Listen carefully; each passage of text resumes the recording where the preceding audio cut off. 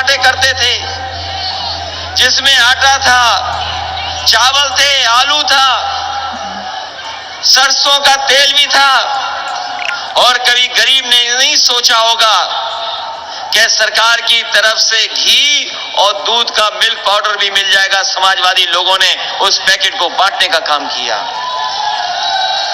और उसी समय मुझे याद है, ये हमारे सेरिया बिरादरी के लोग हमें मिले थे जब मैं देवगढ़ जा रहा था।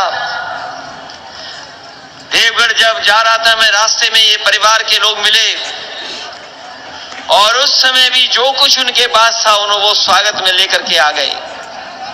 वही हाथों में उनके कनेर के फूल थे और जैसे कुछ सामान बनाया हुआ था, जिस तरीके से आज ये खाली कनस्तर बजा रहे थे, वहां भी कुछ बजाने का सामान ला करके स्वागत करने का काम किया।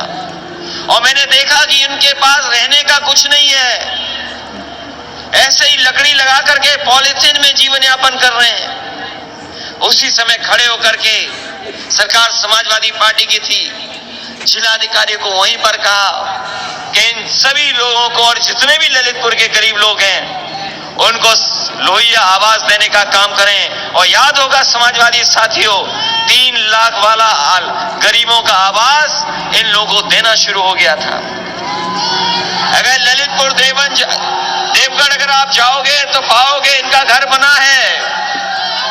हम ये बातें इसलिए बताना चाहते हैं आपको, हम ये बातें इसलिए रख रहे हैं क्योंकि 4.5 साल का कार्यकाल आपने देख लिया होगा। 4.5 साल में इतना दुख, तकलीफ, परेशानी कभी गरीबों को नहीं मिली जितनी सरकार ने दी है। वो तस्वीरें कौन भूल जाएगा जिस समय लॉकडाउन लगा था और हमारे मजदूर भाइयों को दूसरी जगह से आना पड़ रहा था, जो दूसरे प्रदेश में काम कर रहे थे। उन प्रदेशों से जब लौट करके आए तो ऐसी तस्वीरें कभी नहीं देखी होंगी किसी ने।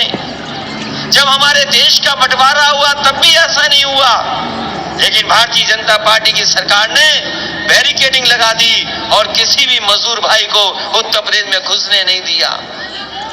न जाने कितने दिन वो सीमा पर खड़े रहे, जहां पर गाय बांधी जाती थी, गौशाला थी, वहां हमारे मजदूर भाइयों को रख दिया।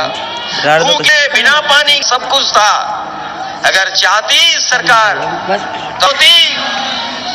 तो एक भी मजदूर पैदल नहीं चलता, हमें बस लगानी पड़ती, सरकारी गाड़ियां लगानी पड़ती, चाहे डीएम की गाड़ी से भेजना पड़ता तो उन गाड़ियों से भेज करके अपने मजदूरों को घर और गांव पहुंचा देते।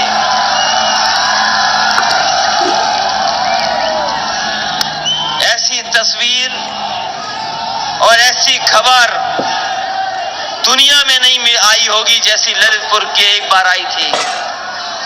उसी समय पे, लॉकडाउन के समय पर, एक गर्भवती मां जो चली थी महाराष्ट्र से, पैदल चलते चलते आई और यहीं ललितपुर की सीमा पर उसके बेटी पैदा हुई, लेकिन इस सरकार ने कुछ नहीं सुनवाई की। वो मां 2-3 घंटे वहां रही, उसके बाद अपनी बच्ची को लेकर के अपने गांव पहुंच गई। कोई मदद नहीं पहुंची। जब खबर मैंने पढ़ी अखबारों में तो मैंने समाजवादी पार्टी के नेताओं को उसके घर पर भेजा और घर पर भेज करके मैंने कहा ये दूर से चल करके आई होगी, हो सकता है इसके परिवार के पास कुछ ना हो, उसका वही गरीब घर, वही टूटा फूटा घर पॉलिथीन से ढका हुआ था। कोई मदद नहीं पहुंची सरकार की तरफ से। अगर किसी ने उस मां की मदद की थी तो वो समाजवादी लोगों ने मदद की और 1 लाख रुपए उस परिवार को पहुंचाने का काम किया। केवल मां की मदद नहीं, बल्कि जितने मजदूर हमारे गांव नहीं पहुंच पाए और घर परिवार से नहीं मिल पाए, बीच में ही उनकी जान चली गई, अगर किसी ने मदद की थी 1-1 लाख रुपए की तो समाजवादी पार्टी ने मदद करने का काम किया था। ये बात मैं इसलिए बता रहा हूं, ये बातें मैं इसलिए बता रहा हूं कि बहुत सत्ता में बैठे लोग कहते हैं परिवारवाद, परिवार परिवार। मैं आपसे कहना चाहता हूं, जिनके परिवार होते हैं वही परिवार वालों का दुख समझ सकते हैं, जिनका परिवार नहीं है वो परिवार वालों का दुख नहीं समझ सकते।